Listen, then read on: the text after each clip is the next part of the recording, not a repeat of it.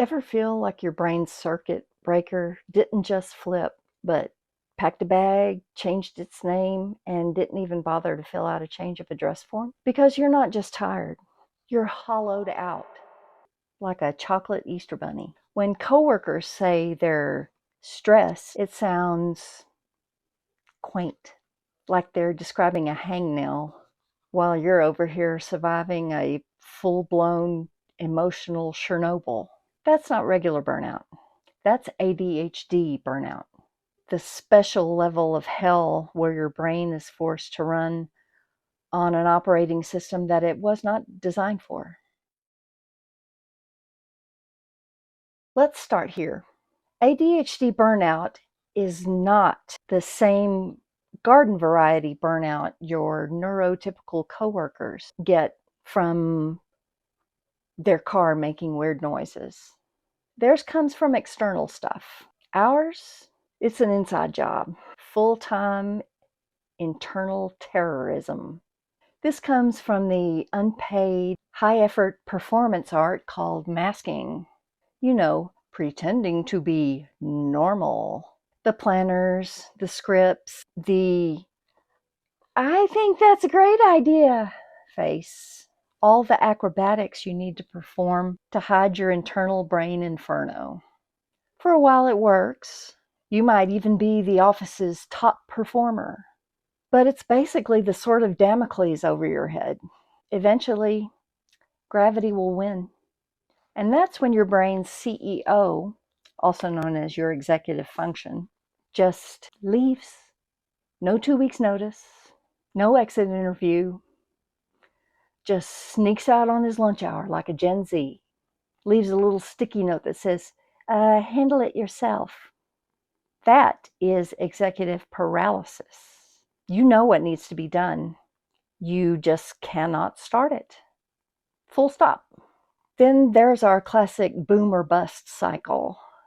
We get these God-tier bursts of hyperfocus, fueled by caffeine and obsession, and then the crash takes us out like a drunk driver on an icy road.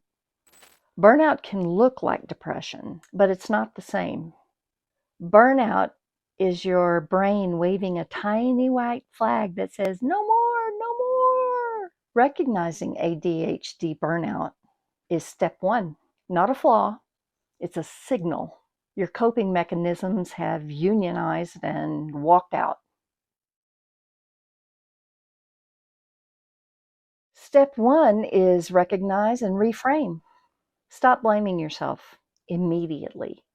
Burnout is not a personal failure. It's just your mental check engine light coming on. Take inventory, but without judgment. Chronic fatigue, but still can't sleep? Check. Snapping at loved ones because they put the spoon in the wrong drawer? Check. Staring at a simple task like it's Mount Everest? Check. Write them down.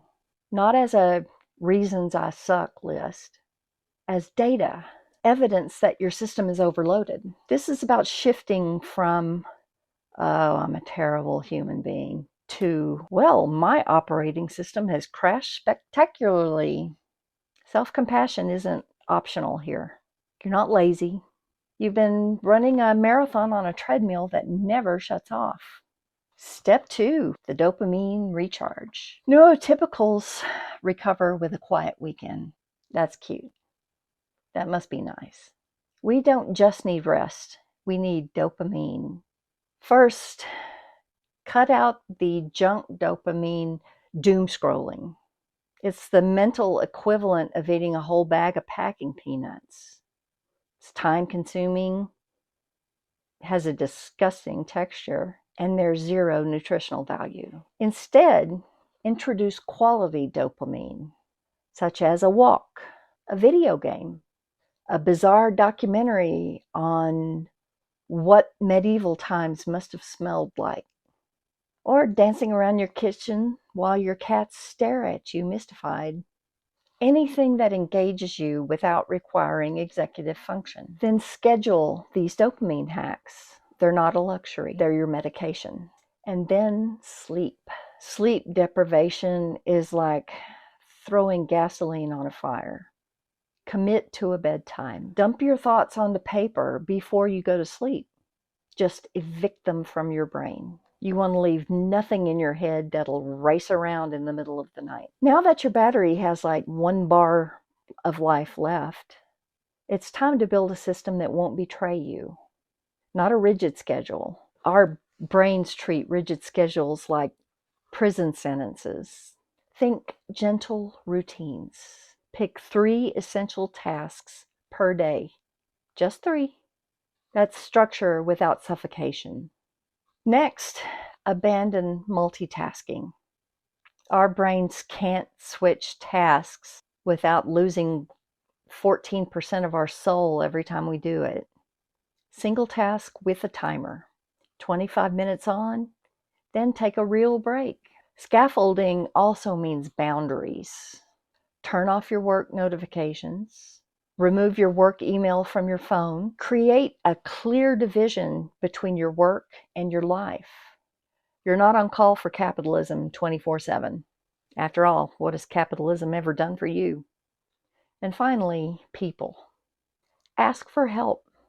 Yeah, I know this is the final boss, but doing everything alone is a straight shot back into burnout. Accommodations, delegating, leaning on a friend, it all counts as scaffolding. You were not meant to white knuckle your way through existence. So here's the roadmap. Step 1, recognize and reframe. Your burnout's a signal, not a shame spiral. 2, dopamine recharge. Swap the junk stimulation for the good stuff. 3, build your scaffolding.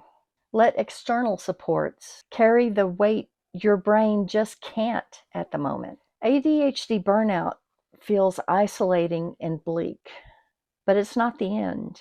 It's the turning point.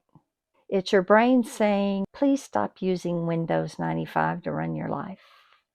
Recovery isn't about trying harder. It's about being smarter and much, much kinder to yourself. I'd love to hear your burnout stories in the comments. Seriously, sharing is how we break the isolation. And if this helped, tap like, subscribe, and stick around for more ways to survive this gloriously chaotic brain. You're not alone and you're not broken. Thank you so much for watching, and I will see you in the next one after I've had a nice long rest.